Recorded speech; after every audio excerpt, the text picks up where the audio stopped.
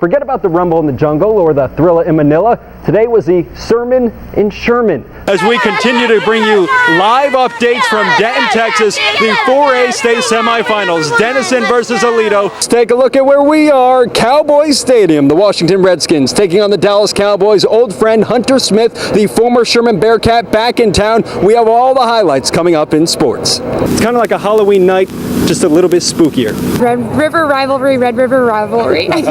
Well, Bevo, he can't talk, so he's an excuse. I don't really have one. Red River rivalry, Red River rivalry, I can't do it. Highlights from the game coming up next.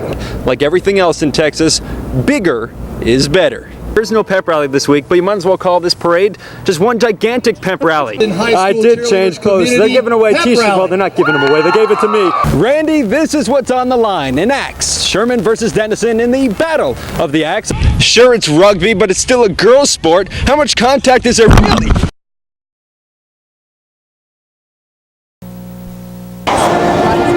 Like any ordinary guy 10 months away from getting married, Jonathan Horton woke up early this morning and followed his fiancée to go wedding shopping. It's so perfect. You just love the apples. The apple. The only difference between the average guy and Horton, and it's a medal for sure. Wow!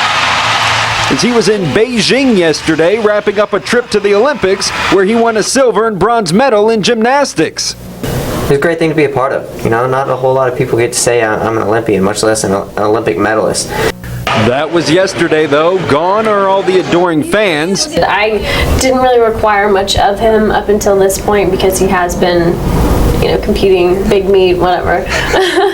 Back are the ones that have always been there. He's kind of a nerd. He likes to play his video games. 4 years ago, during orientation at the University of Oklahoma, Horton, about to be one of the top gymnasts on the men's team, met a future gymnast on the women's team, Haley DeProspero. Trying to hang out with her all night, and she didn't want anything to do with me. I just wasn't really looking for a boyfriend, and he was all into it, and I was, you know, take it or leave it. She found out that I wasn't so bad, and we talked, and when she came to OU, we started dating. He was persistent, and, you know, I am glad that he was. A month and a half ago, Horton proposed. I walked in and it said, "Marry me" in candles, and he was standing there with a ring and flowers, and I mean, it was just perfect. This is just like icing on the cake. Horton said he already has his eyes set on 2012 when the Summer Games will be held in London. As for Haley, her focus is on June when she'll become Mrs. Horton. In Denison, Texas, Brian Goldman, NBC News. So that was the International Hot Dog Eating Contest in New York. We here at K10 wanted to bring the tradition to Texoma, so for the second year in a row, we held our own hot dog eating contest. Take a look. He's the reigning champ, a legend in his own mind. Like Madonna and Cher, he goes by just one name, Timmy. You gotta get angry at them.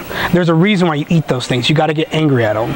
This year, Timmy brought on new challengers, walking in his footsteps, production assistant Michael Madrano and master control operator Mr. Nicely. Photographer Desmond Nugent was the wild card.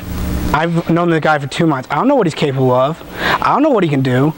And he kind of scared me in a way. He was intimidating to me.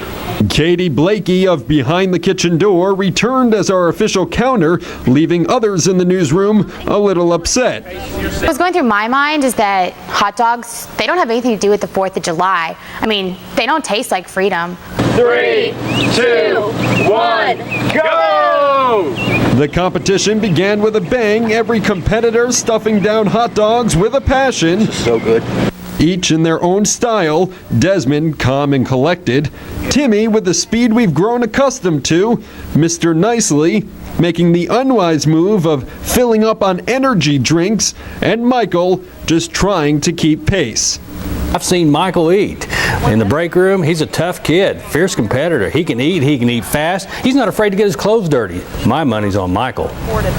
In a game of strategy, Michael tried to get in the mind of the defending champ. I was so scared of Timmy. I took one look at him. I just knew I had to get inside his head. I had to do something to psych him out. But Timmy was not affected, leaving news anchor Sterling Riggs looking on in amazement, while others just thought we were having a barbecue. Just hungry. Halfway through, Mr. Nicely pulled out at 5. It's a new personal best for me with my old record of 1. Despite cheers for Desmond and Michael, Timmy showed his domination towards the end, eating 2 at a time in the final minute. He finished with 12 overall, good enough to retain his crown as the K-10 hot dog eating champion. I can't stop this game. I love it too much. There's no way that I'm not going to be here next year for the hot dog eating contest. I'm the awesome!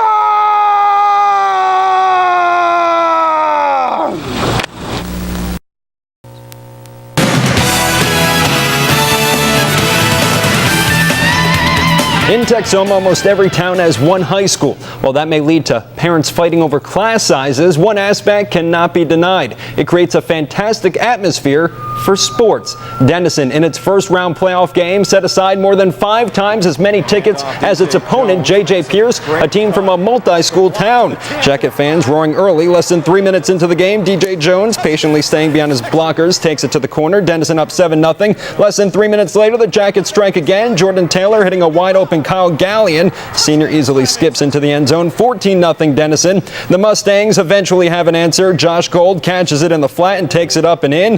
Pierce on the board, but Denison's high-powered offense responds very, very quickly. Taylor throwing deep down the right side, looking for Cody Reeves in the end zone. It is caught. Touchdown time in Texas. Jordan Taylor skies it to Cody Reeves. Beautiful throw, great catch. Denison is moving on to the second round of the playoffs. Jackets win 61-28. Denison versus J.J. Pierce is our Bob and Blake Utter game of the week, meaning you'll be able to see an entire recorded broadcast later this evening. It begins at 11:30 p.m. on our sister station, the Texoma CW.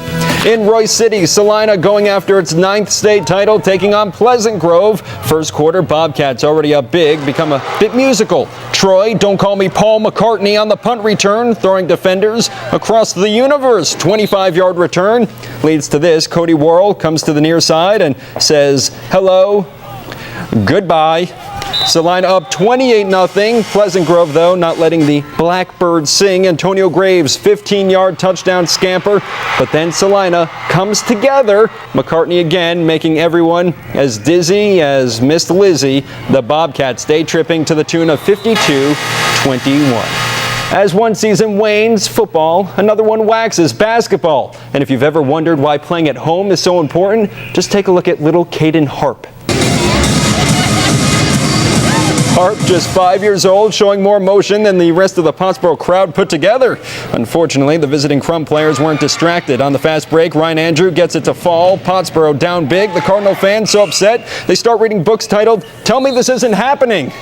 Eventually, Pottsboro does put together a little run. John Hayes, off the nice inbounds pass, lays it in. The visiting crowd becomes perhaps a little too anxious. Crum's fans didn't need to worry that much. Pottsboro's defense crumbles down the stretch. More Andrew. Cardinals fall 60-37. But hey, at least everyone left with a smile thanks to little Caden Harp. North of the Red River, Durant hosting the 20th annual Lion Classic. Denison facing Dallas Homeschool in the first round. First quarter, TJ Taylor, nice feed to James Smith, lays it in. Jacket fans starting to get into it. But then the Blue Angels strike back. Ali Day, nice floater. Homeschool on top, and the fans, well now, they just don't want to hear it. No worries. Future Oklahoma Sooner TJ Taylor to the rescue from way downtown. It's good. Now the fingers stop clogging the ears, and Taylor finds a rhythm. The reigning tournament MVP hits another 3. Taylor scores a game-high 27. Jackets win 49-46. Finally, a mile down the street, Southeastern Oklahoma State hosting Mid-America Christian. The Savage Storm's last home game before the new year. First half, Darrell Hicks bounces it down low to John Allison. Big man tosses it off the glass and in. 7-footer, happy, as were all the 2-footers. A couple minutes later, Will Robinson, the coach's son from downtown, nails it. Yes, it is a 3, as the 3-footers demonstrate. 3 minutes later, it's number 3 coming alive. Horn on the fast break, lays it in, plus a foul. Teammates are excited. The coach, not as much. Fortunately, Tony Robinson was able to smile after this. Time winding down in the half. Horn drives and floats it off the backboard and in. Sophomore scores the game-high 21. SOSU outmuscles MACU 82-78. And we'll be right back.